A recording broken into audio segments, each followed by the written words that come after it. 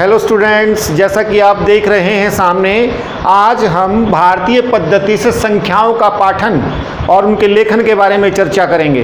प्यारे बच्चों, देखिए आपके सामने एक तालिका बनी हुई है। जैसा कि आपने पिछली कक्षाओं में संख्या नाम लिखने के लिए इस प्रकार की सारिणी, इस प्रकार की तालिकाओं का प्रयोग किया होगा। आइए थोड़ा सा उसकी दोहराई करते हैं। इसमें सबसे पहले जब भी संख्या को हमें लिखना हो उसकी हम शुरुआत करते हैं इकाई की तरफ से, वंश की तरफ से, यानी जो संख्या लिखी है उसके हमारे दाईं तरफ से। तो इसमें सबसे पहले वंश यानी इकाई का अंक होता है।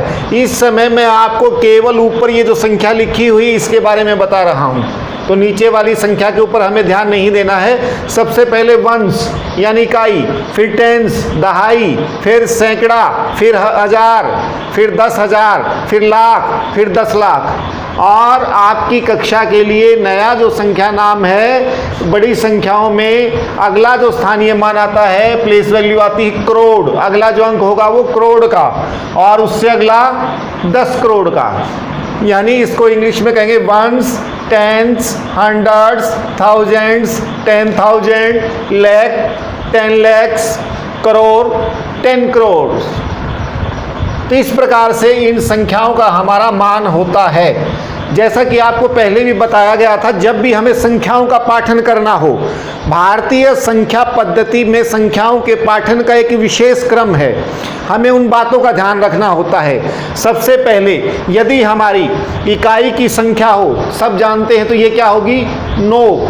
इकाई और दहाई मिल जाए तो उनको हमेशा इकट्ठा पढ़ा जाता है, तो इसको क्या बोलेंगे 29। इसमें सैकड़े का अंक और शामिल हो जाए, हंड्रेड्स और हो जाए, तो इस संख्या को क्या बोलेंगे 829। तीनों अंकों को एक साथ पढ़ा जाएगा। इसमें 2 शब्द आ रहे हैं, विशेष ध्यान देना है, अंक और संख्या। बार बार बोला जा रहा है। अंक यानी डिजिट, डिजिट का मतलब केवल और केवल एक। 8 बोला जाए केवल एक, तो ये एक अंक है, एक डिजिट है। लेकिन संख्या 8 नहीं है, संख्या पूरा ये है 829। ये सारे अंक मिलकर के संख्या बनाते हैं, तो हमें ध्यान रखना है। तो इसमें पहले था इकाई का 9, दहाई के साथ मिला, इसको इकट्ठा उच्चारित करेंगे, इकट्ठा बोलेंगे 29। अगर इसमें सैकड़े का अंक और मिलेगा तो इसको पढ़ेंगे 829। ठीक है, इसमें तीनों अंकों का हमें इकट्ठा उच्चारण करना है। ये तीनों अंक हमारे इकट्ठे पढ़े जाएंगे। इसमें अगर हमारी संख्या के अंदर चौथा अंक और सम्मिलित हो जाता है, उसका नाम क्या होगा थाउजेंड्स यानी हजार का। तो इसमें क्या होगा 5829।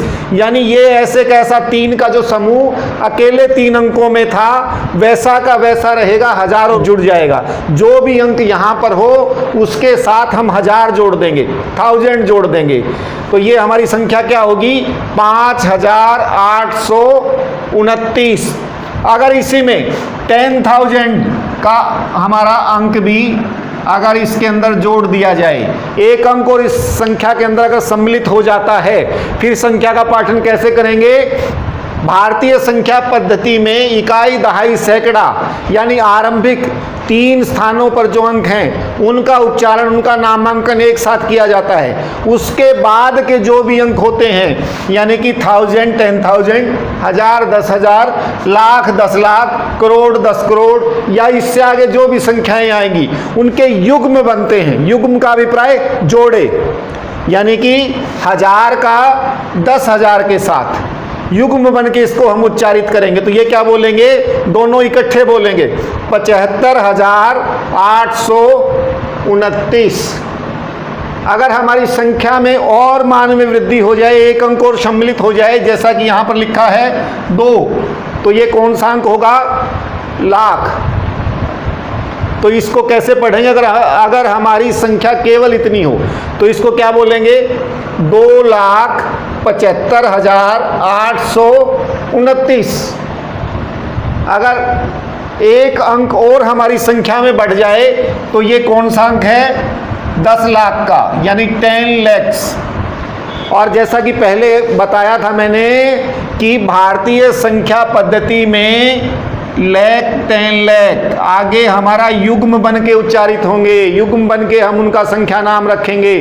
तो ये सब हमारा संख्या का युग्म क्या बनेगा? 32,75,829। और उसके बाद अगला अंक जुड़ेगा तो इसका मान क्या होगा? करोड़। केवल ये एक अंक जुड़े तो ये हमारी संख्या क्या होगी?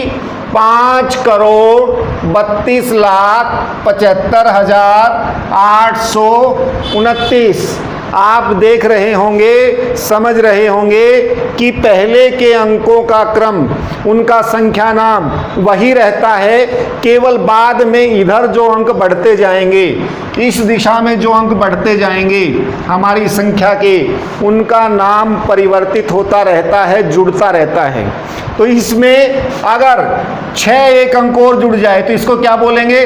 उसी प्रकार से इसका भी क्या होगा? करोड़ का 10 करोड़ के साथ इसका नाम का हमारा युग्म बनेगा, इसको हम इकट्ठा पढ़ेंगे। इस संख्या का नाम क्या होगा? 65,32,75,829। 65 crores 32,75,829। ये हमारा भारतीय संख्या पद्धति के अनुसार संख्या का नाम है। अब दूसरी संख्या के लिए अभ्यास करते हैं। इनके कॉलम्स भी हमारे, इनकी तालिका भी ये बिल्कुल ऐसी कैसी है। तो इस संख्या का नाम क्या होगा? अगर इसके हम युग्म बनाएंगे तो ये बिल्कुल ऐसे का ऐसा, ये दोनों एक साथ, ये दोनों एक साथ, ये बचा केवल एक। तो इसका क्या बनेगा हमारा? इसमें केवल एक 8,95,762। आपकी गणित की पाठ्य पुस्तक में प्रश्नावली 1.1 में इस प्रकार के कई सवाल हैं। उन सवालों को हल करें, उन संख्याओं के संख्या नाम लिखें। लेकिन एक ध्यान देने की बात है, अगर हमें गणित के अंदर इस प्रकार के सवालों को करना हो, बार बार अगर हम सारिणी इस प्रकार से बनाएंगे तो हमें काफ़ी परेशानी होगी। और मन से भी अगर यदि हम इकाई, दहाई, सैकड़ा, हजार, वंश, टेंस, थाउजेंड, लैक्स, 10 लैक्स इस तरह से करके देखेंगे तो समय बहुत अधिक लगेगा। इस प्रक्रिया के सरलीकरण के लिए सामान्यतः एक प्रक्रिया अपनाई जाती है, उसको कहते हैं इंडिकेटर्स लगाना, संकेतन करना। वो संकेतन क्या होते हैं? जब संख्याओं को लिखना होता है, जैसे कोई संख्या लिखनी है हमें, ये, तो इसमें इंडिकेटर्स कैसे प्रयोग करते हैं? जैसा कि पहले बताया, पहली 3 जो मान होते हैं उनको इकट्ठा, यानी कि पहला कोमा विराम लगा देते हैं, फिर उसके बाद 2 इकट्ठे। अब यहाँ हमारी संख्या समाप्त हो जाती है। तो यह हमारी मन के अंदर एक कल्पनागत सारिणी बन जाती है। केवल ये कोमा लगा देने से, विराम लगा देने से हमें सहजता होती है, आसानी होती है संख्या के पाठन में। तो इस प्रकार से हम इसको पढ़ सकते हैं 43,28,752। हम किसी भी संख्या के इन विराम का प्रयोग करके हम संख्या को पढ़ने में सहज हो सकते हैं। इस प्रकार के सवाल भी आपकी प्रश्नावली में दिए गए हैं कि दी गई संख्याओं में आप इंडिकेटर, संकेतक या विराम चिन्ह लगाइए। तो वहां पर आपको इस प्रकार से 3, 2, 2 युग्म लगा करके इस तरह से बढ़ते जाना है। इधर की तरफ हम चलेंगे दाएं से बाएं की ओर। उम्मीद है बच्चों आपको संख्याओं के पठन में, पाठन में, लेखन में कोई परेशानी नहीं होगी। फिर मिलते हैं एक नए विषय के साथ।